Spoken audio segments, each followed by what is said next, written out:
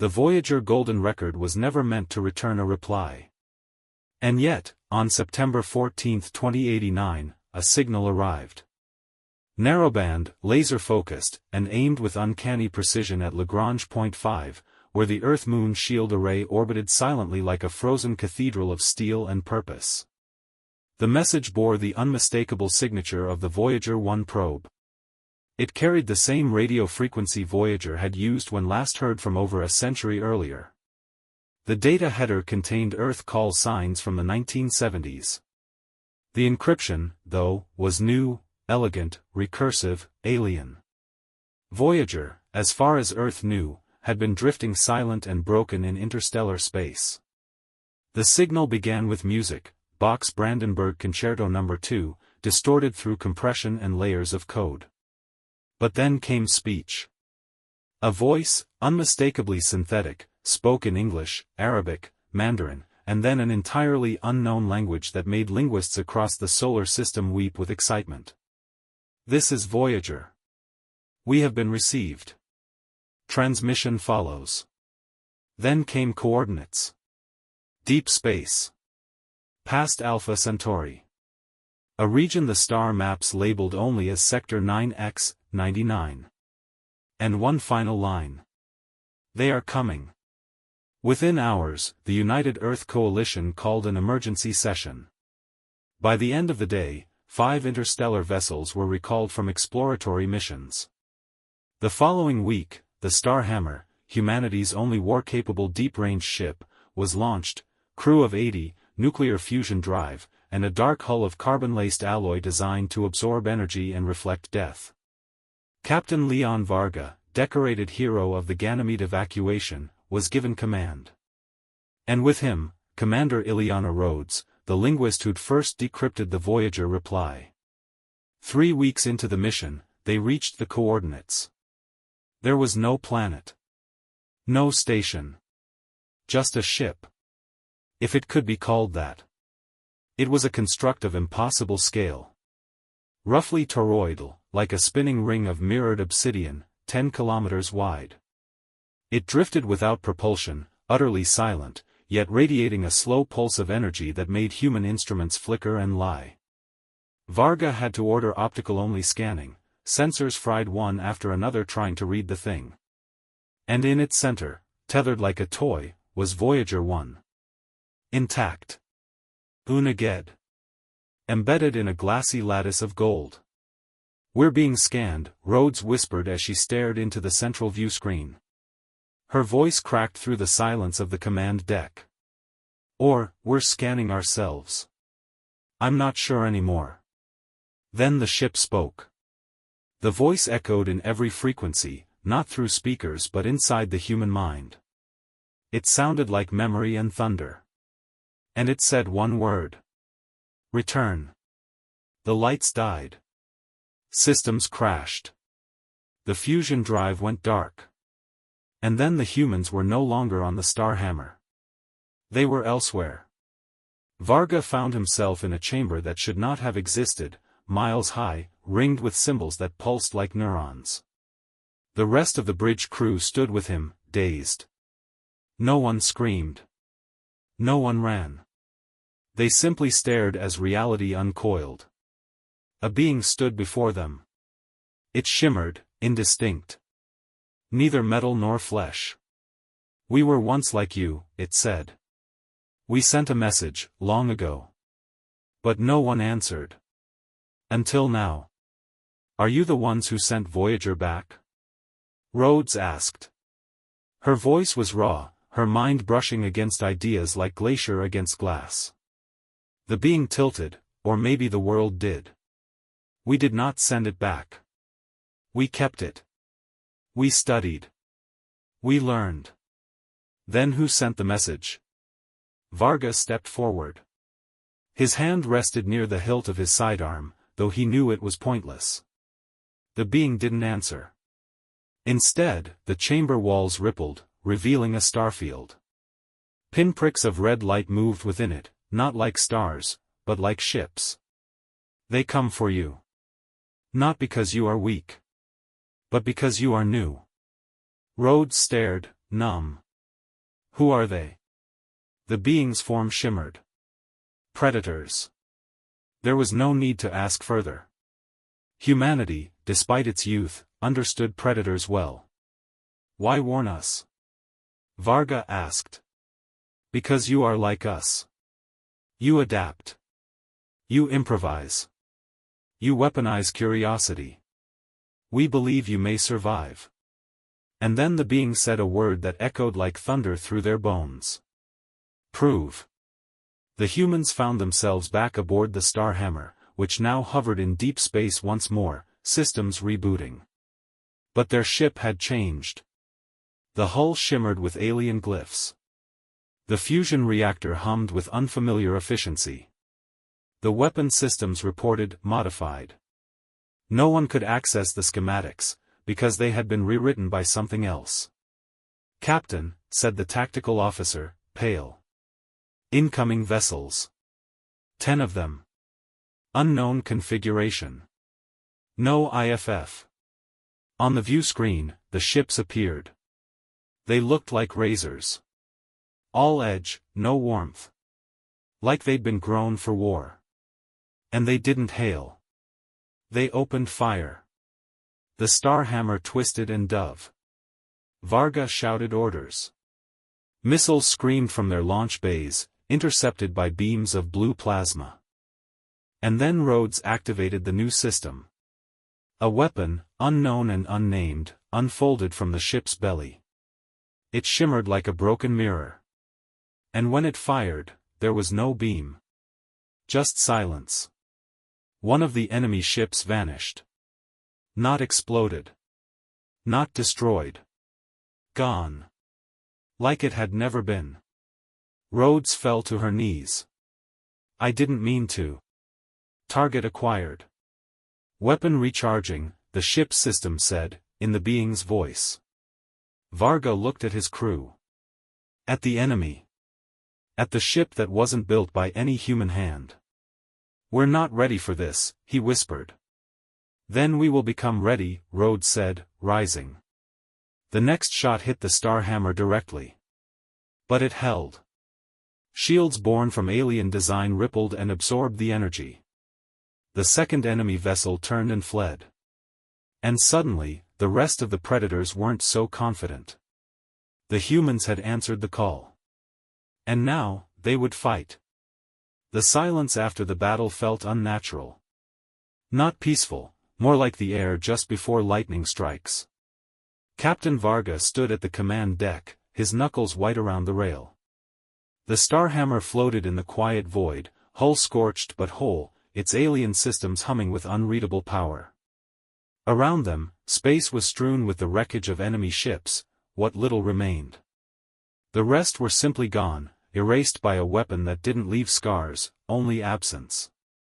Status, Varga said. Shields holding, replied Lieutenant Kale.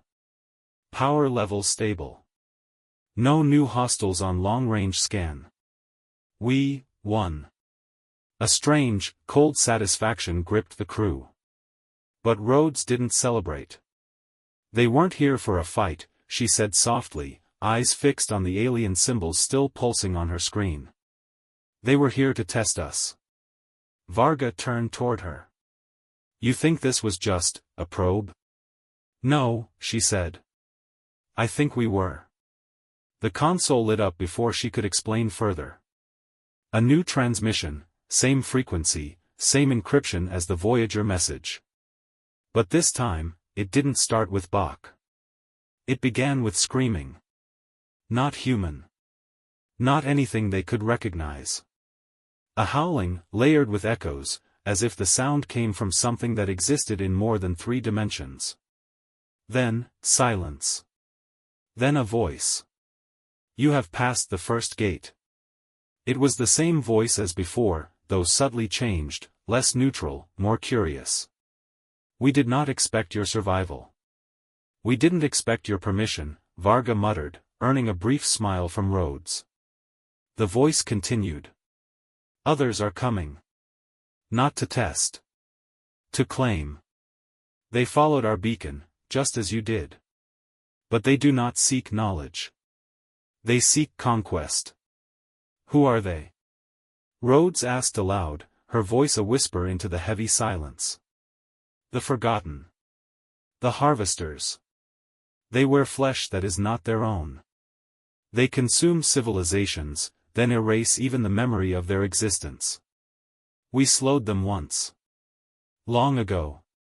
We cannot do it again. And you want us to stop them, Varga said. No, the voice replied. We want you to survive them. The difference matters. With that, the signal ended. For a long moment, no one on the bridge moved. Then Rhodes stood. We need to see what's on that probe. She didn't wait for permission. Varga nodded at his security officer. Prep a team. Full radiation gear. I want Voyager stripped down to atoms if we have to. They suited up and crossed in a shuttle, carefully. Voyager hung like an ancient relic in a crystalline cocoon of gold and glass, untouched by time or entropy. When they docked, the first thing Rhodes noticed was that the cocoon opened for them, no tools required. It responded to human presence like a flower to sunlight. Inside, Voyager 1 was different. The core structure was there, the dish, the instruments, even the original gold record etched with greetings from Earth. But the internal components had been modified. Engineered with materials not on any periodic table. Circuit paths that changed as you looked at them. It's alive, whispered Commander Dean, their chief engineer, peering into the lattice. Or it thinks it is. Rhodes carefully removed the gold record. It was still warm. On its underside, once smooth, now new markings had appeared. Not engraved, but extruded. A kind of symbolic growth. Rhodes recognized some of them, bits of human language, math, star maps. But woven through them were others, far older. Precursor script. They've made this into a key, she said. And we've just been handed the lock. Back aboard the Starhammer, Varga received new orders from Earth. The signal had reached them as well, and not just them. The Martian enclaves, the lunar archipelago, even the nomad fleets orbiting Saturn, all heard the same thing. We are not alone, the United Earth message said. We are not safe. We must prepare. The Starhammer was reassigned. No longer an exploratory vessel, it was now the first line of defense. And more, it was humanity's ambassador to powers beyond the stars. Whether it wanted to be or not. Rhodes spent the next 3 days decoding the Voyager key. She barely slept. The alien interface responded not to logic, but emotion, intuition. It was not built to be used. It was built to be understood. On the 4th day, she unlocked it. A map unfolded across the bridge like a flower made of stars. It was vast, far larger than any known stellar chart. And at its center, a region marked only by a symbol that made the air hum. The Harvester Zone. Beyond it, scattered like islands, were dozens of glowing points. Survivors. Or hiding places. And somewhere among them, one marked in green, pulsating in rhythm with the crew's heartbeats. They want us to go there, Rhodes said, barely able to breathe. That's the next test. Or the next gift. I don't know. Varga turned to her. Do we have a choice? No, she said. But we have a chance. He nodded once. Then plot a course. Whatever comes next, we'll meet it like we always do. Together, she said. And the Starhammer, humanity's first whisper into the void, turned its dark hull toward the unknown. The stars thinned as they entered the boundary. It wasn't a region on any human map, no gravitational anomalies, no radio emissions, no catalogued bodies. But the moment Starhammer crossed the threshold, every sensor on board registered it. Reality shifted subtly.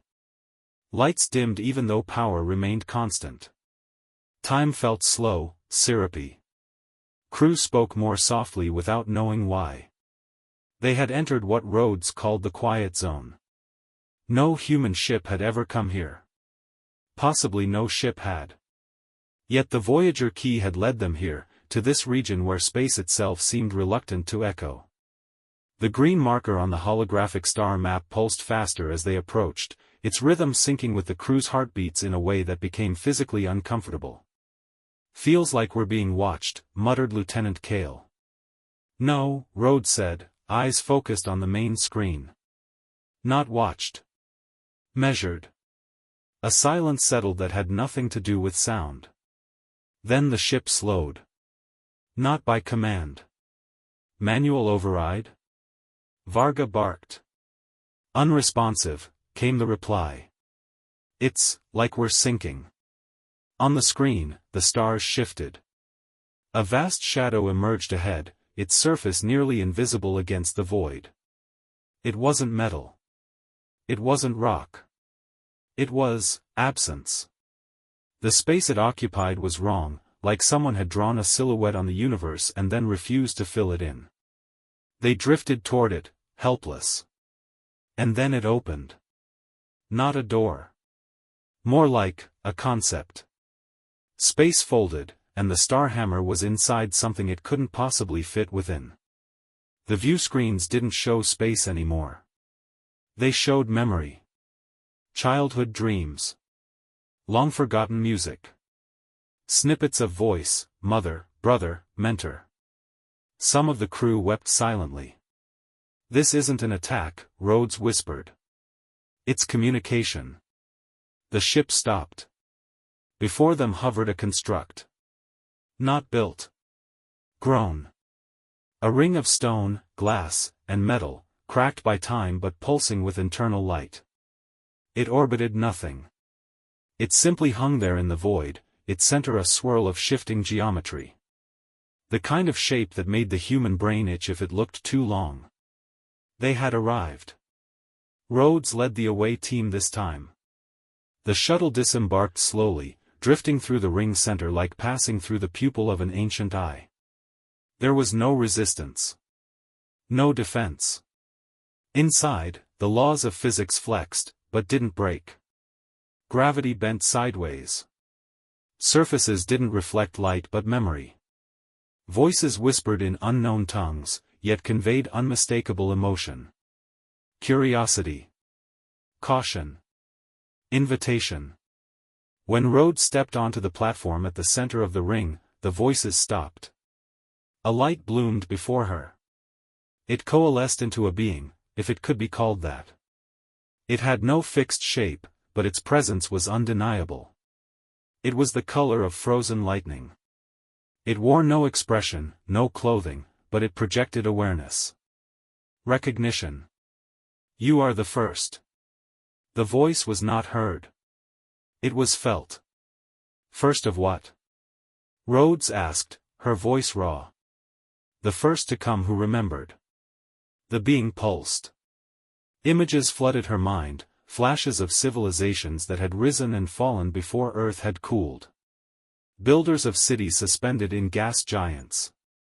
Minds that lived in frozen oceans. They had come here too. They had forgotten. "You carry the seed," the being said.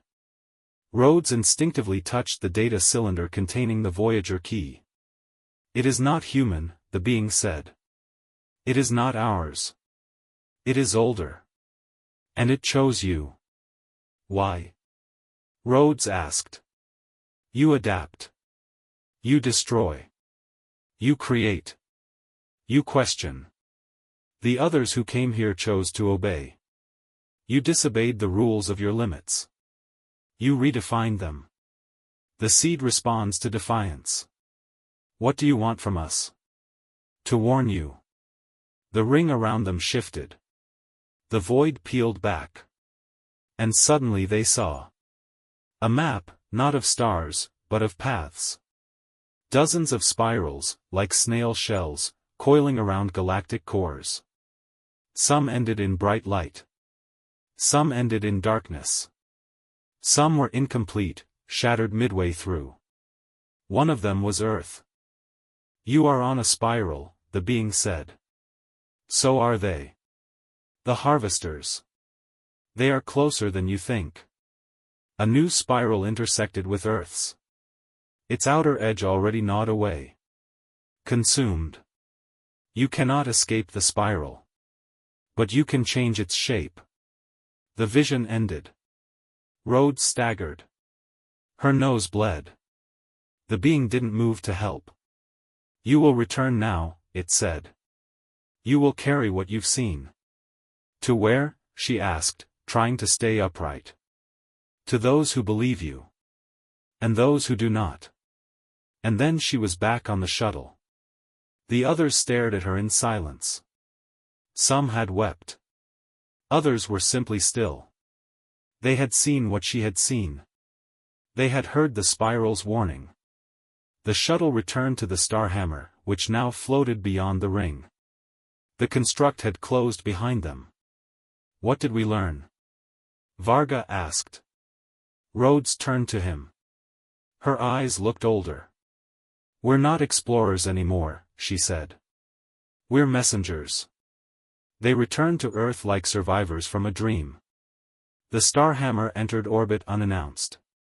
Its new systems pulsed with energy beyond comprehension, and its black, alien-etched hull sparked speculation before it even made landfall.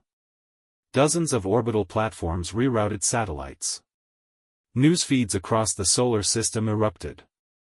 Some called them heroes. Others called them infected. And still, not one of the crew spoke publicly.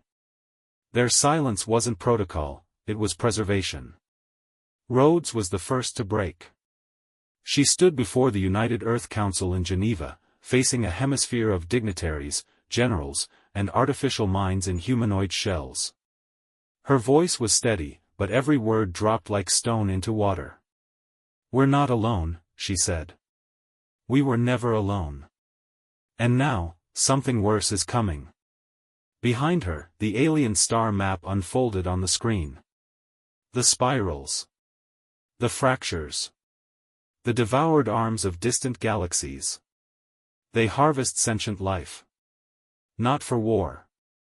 For pattern. Memory. Culture.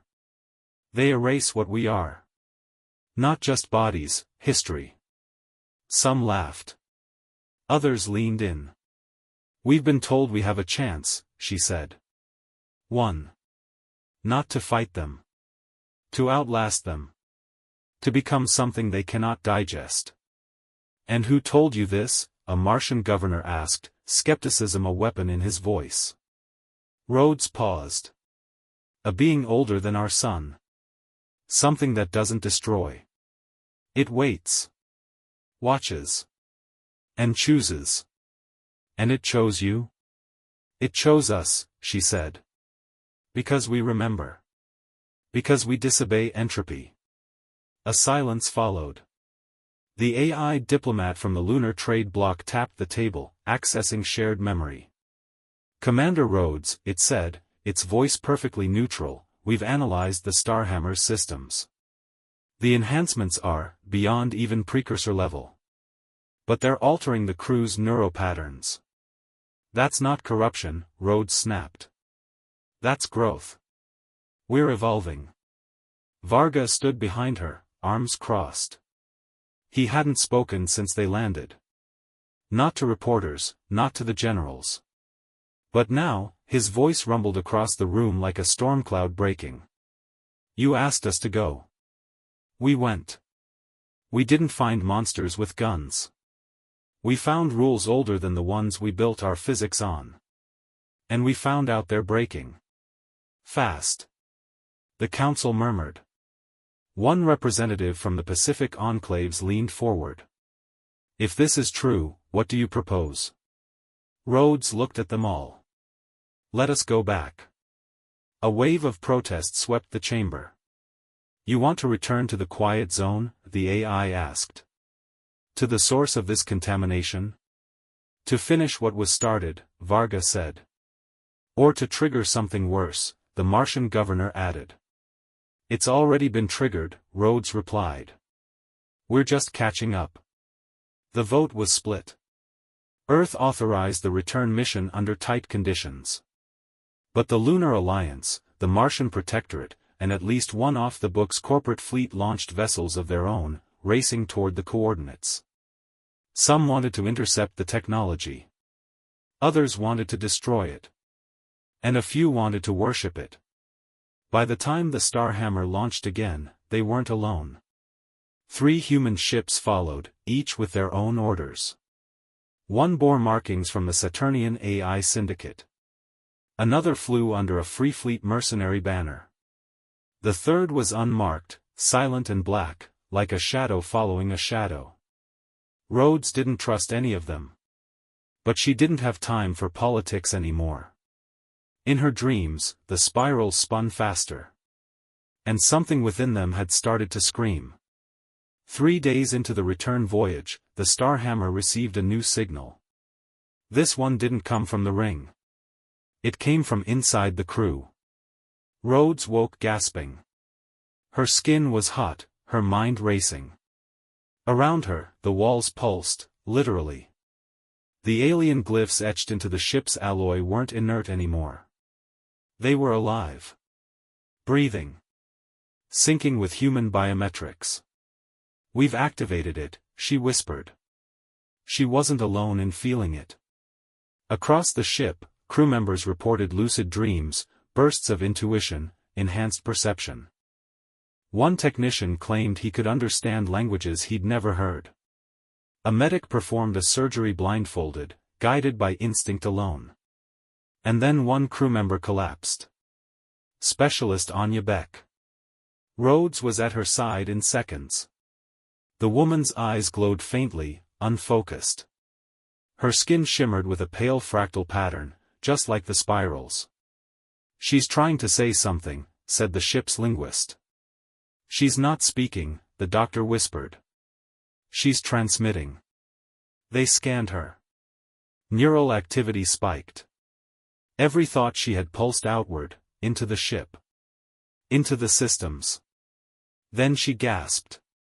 And spoke in the voice of the being from the ring. "You are no longer visitors," she said. "You are thresholds. What do you want from us?" Rhodes asked softly. "Nothing," Anya replied, her eyes now clear. "We gave you the key. What you do with it, decides the spiral." And then she collapsed, unconscious but stable. The crew stared at Rhodes. "What the hell does that mean?" Varga asked. Rhodes looked at her hands. "It means we're not just carrying knowledge. We're becoming it." Outside the ship, the void rippled. And somewhere far ahead, the quiet zone opened like a waiting mouth. The stars disappeared. Not faded. Not occluded. Vanished. One moment the Starhammer floated in the glimmering tapestry of deep space. The next, there was nothing outside its hull but velvet-black nothingness. No light. No sound. Just the sense of pressure, as if they were being held in the palm of something vast. Commander Rhodes stood on the bridge, staring into the void. "We're here," she whispered. The alien glyphs along the walls of the ship pulsed in response. One by one, the systems of the Starhammer shut themselves down, not from failure, but from choice. Life support held. Gravity remained. But the engines dimmed. Navigation locked. "Manual override?" Varga asked. "No effect," said Kale from Tactical. "We're passengers now." Rhodes stepped toward the center console.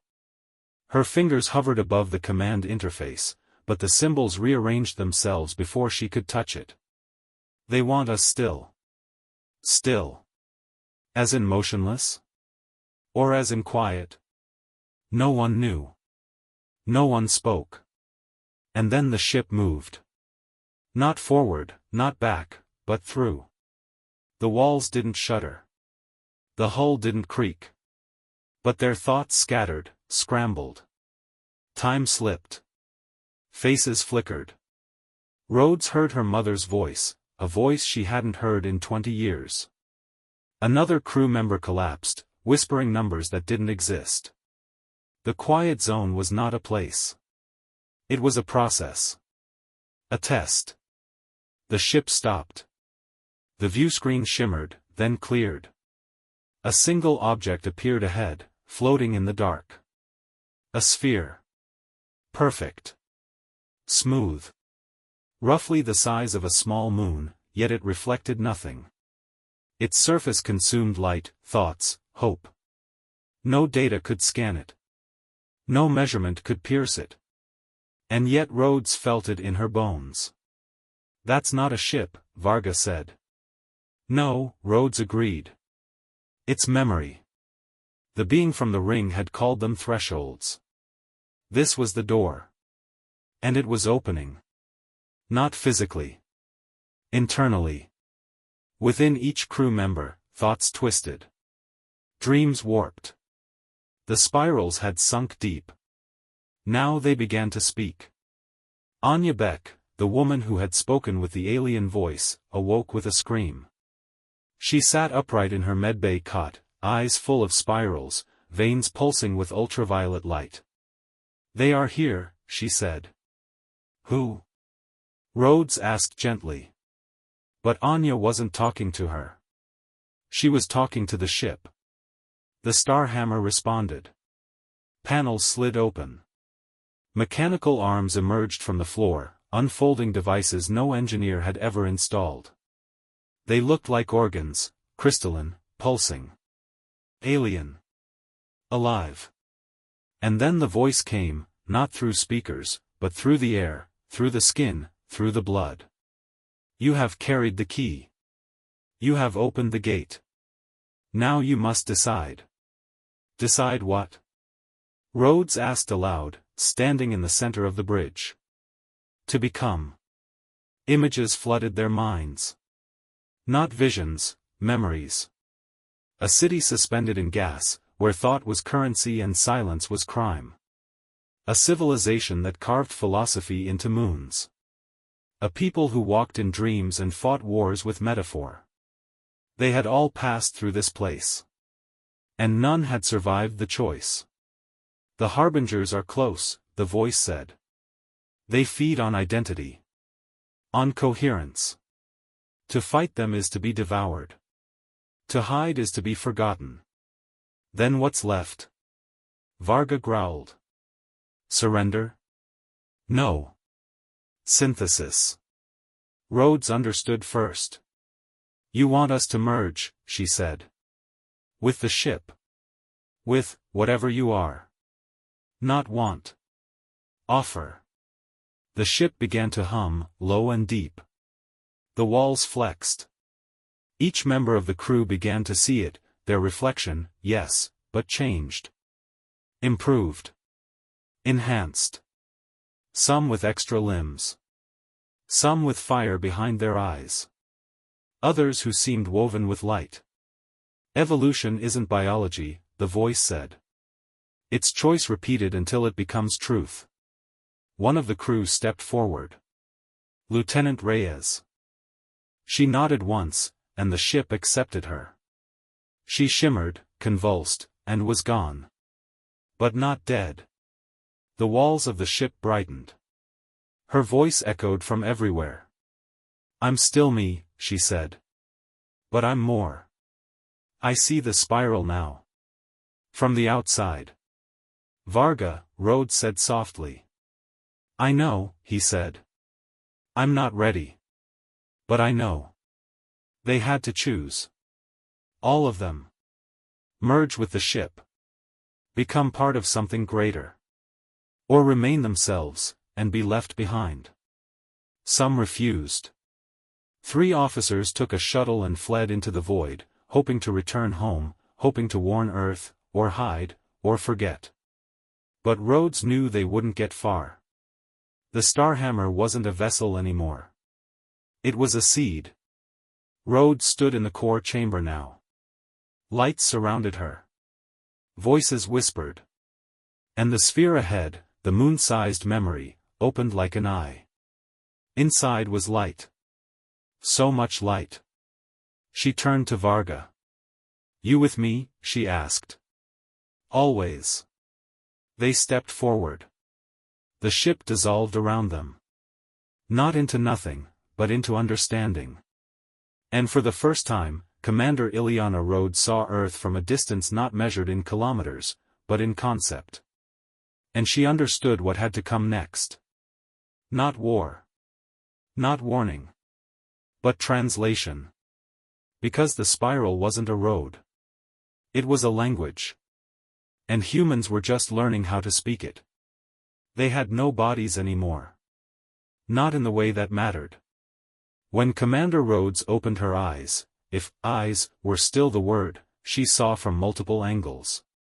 She heard colors, tasted gravity, and understood time as something soft and pliable. She was inside the Starhammer, but she was the Starhammer too. The ship wasn't steel and circuitry now, it was thought and motion, wrapped around a memory core the size of a moon. Beside her, within her, Varga shimmered like a shadow given purpose. He was the anchor, the center of weight and focus amid this storm of new senses. His voice didn't need sound anymore. Still with me? Always. The black sphere that had hung before them in the void, so vast, so silent, was no longer a mystery. It had opened not into space, but into memory itself. Inside, there were cities. Not built, remembered. Forms shaped by extinct minds. Walls made of dreams that had once been real. The place was both tomb and seed bank. Each artifact inside resonated with a civilization that had passed this way. Some had ascended. Some had been consumed. All had left behind their spiral, a record of identity too dense to be deleted by the harvesters. Roads, now something more than roads, glided through it, absorbing the meanings encoded in shapes, tones, feelings. Each was a message without words. It's beautiful, she thought. It's a warning, Varga answered. Because not all spirals were complete. Some were broken, splintered fragments where a culture's memory had been severed mid-thought. Where joy and grief had no resolution. Where languages ended with unfinished syntax. These were the dead spirals. Eaten. Forgotten. And now, one of them was stirring. At the edge of the memory vault, where thought gave way to silence, a fracture spread across the wall of the black sphere. A ripple that wasn't part of the design. An infection of now leaking into a chamber meant only for then. Rhodes felt it first. A presence, close. Too close. Something that didn't come to remember. Something that came to rewrite. They found us. The harvesters. Not ships. Not even minds. They were pattern predators.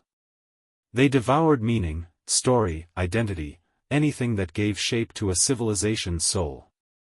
They didn't kill planets. They killed context. One was already in the vault. Varga flared like a shield around her, instinctively. But it wasn't enough. The entity moved like entropy made flesh, an absence that unraveled memory just by existing. A nearby spiral dimmed as it passed, its encoded civilization beginning to fray. Rhodes reached out, not with a weapon, but with a question.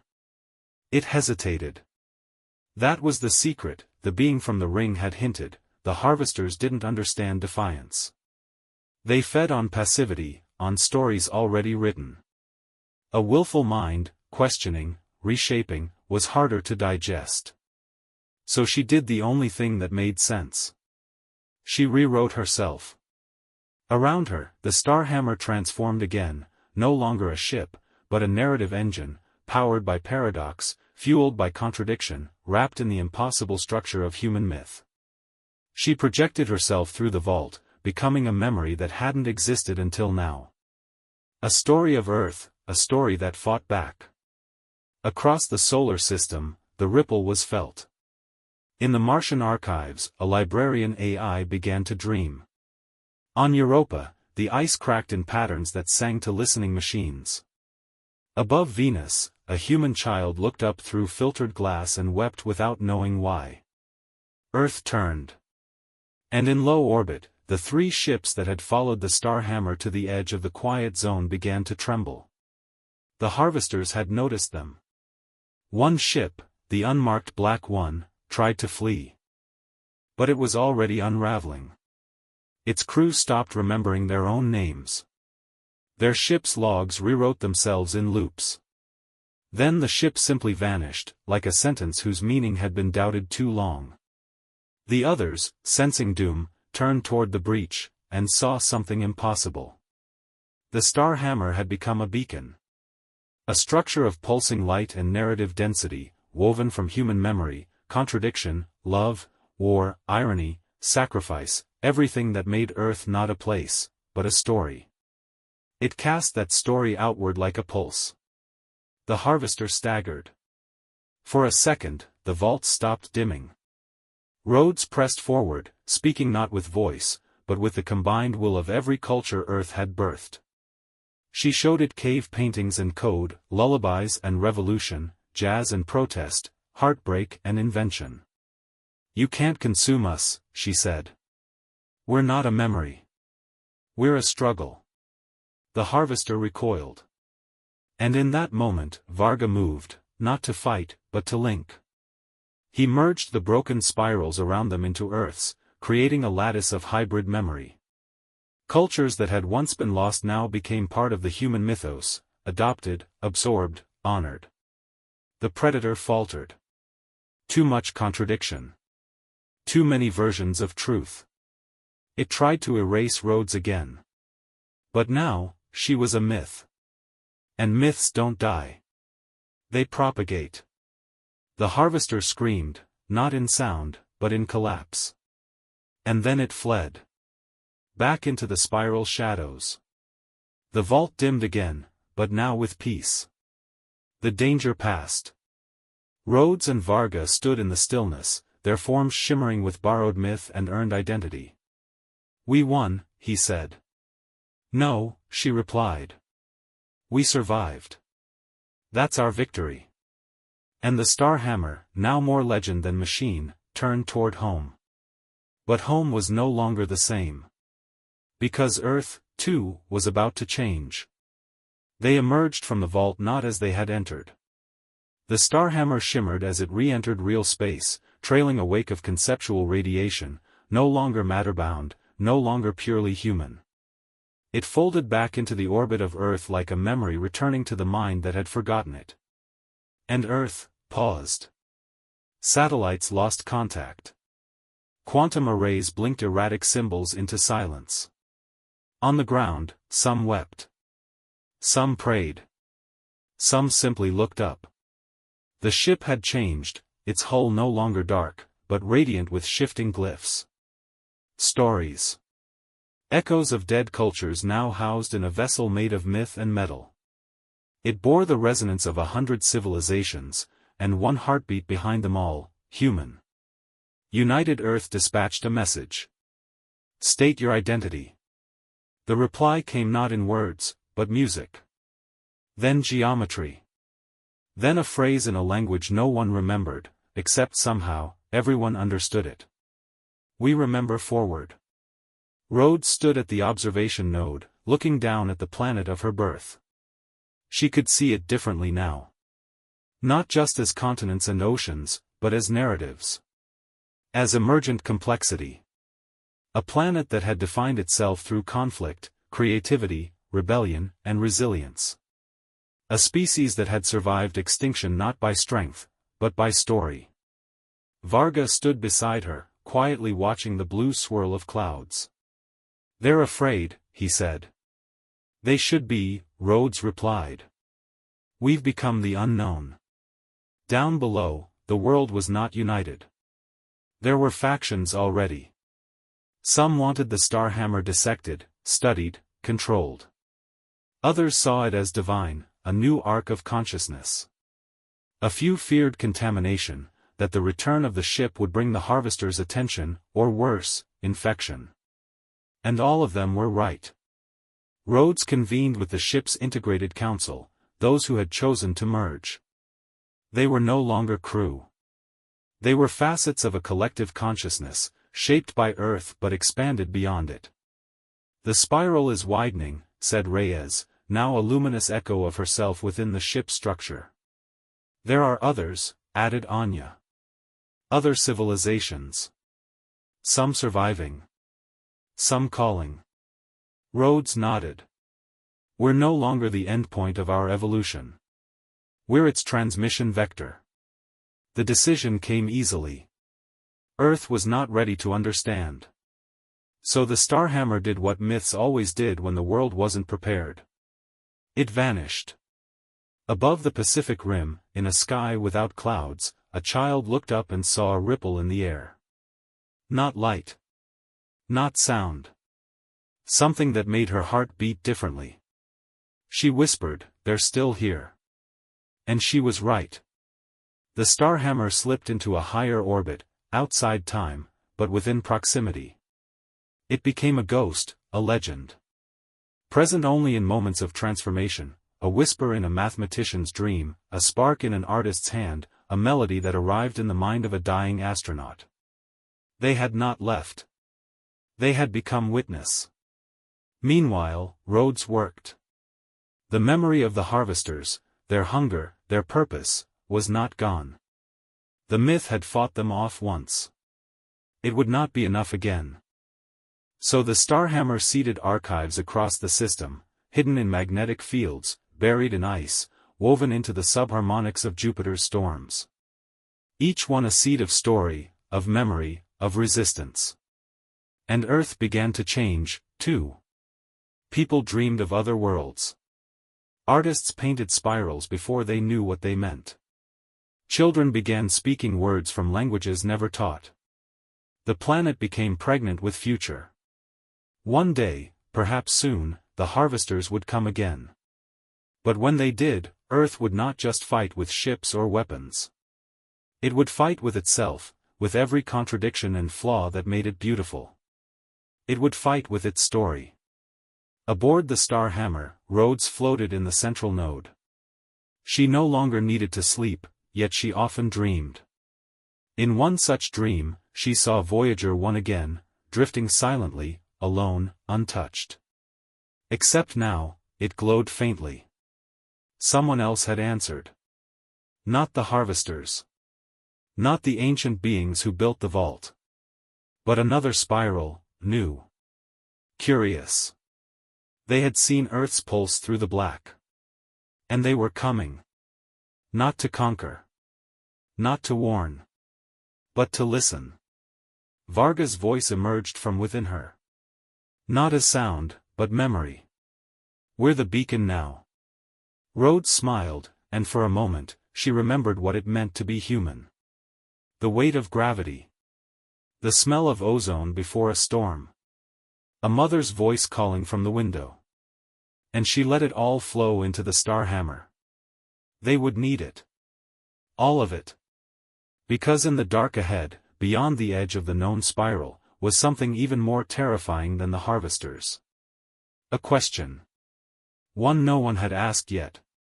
What comes after survival? The Starhammer turned once more, toward the unknown. And Earth's story continued. Not as a warning. But as a beginning. If you like this sci-fi story, subscribe to the channel to not miss new stories.